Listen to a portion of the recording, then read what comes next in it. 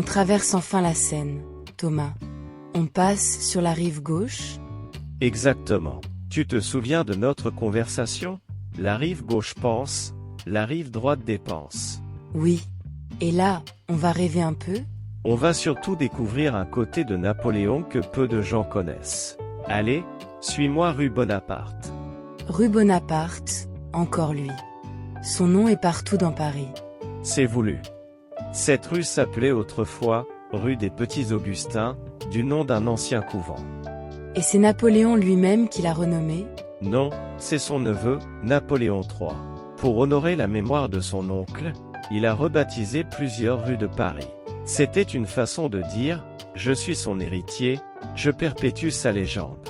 Le pouvoir des noms dans une ville, c'est fascinant. Et ce bâtiment imposant là, c'est quoi? C'est l'École nationale supérieure des beaux-arts, l'une des écoles d'art les plus prestigieuses du monde. Et Napoléon Ier a joué un rôle crucial dans sa création. Napoléon et les beaux-arts? Je l'imaginais plutôt avec ses généraux et ses batailles. C'est le paradoxe de l'homme. Il était à la fois un grand conquérant et un grand mécène. Il comprenait le pouvoir de l'art. Le pouvoir de l'art? Dans quel sens? Pour Napoléon, l'art était une arme politique. Il a commandé de grands tableaux pour raconter sa propre histoire, glorifier ses victoires. Comme de la propagande? Exactement. Son peintre officiel, Jacques-Louis David, a créé des œuvres monumentales. Tu connais le Sacre de Napoléon? La grande peinture du couronnement? Avec le pape? Oui.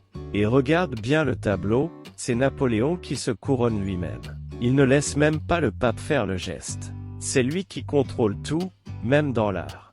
Même sa propre image, il la mettait en scène. Et l'école des beaux-arts, il y formait des artistes, pourquoi? Pour deux raisons. D'abord, créer une élite artistique française capable de rivaliser avec l'Italie et les grands maîtres européens. Et ensuite? Ensuite, décorer son empire. Les palais, les monuments, les cérémonies, tout devait être magnifique, impressionnant.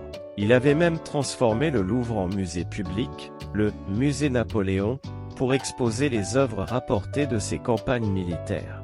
Il pillait les œuvres d'art en Europe pour les mettre à Paris? Les historiens disent « rapatrier », mais oui, l'idée était là. Paris devait devenir la capitale mondiale de l'art.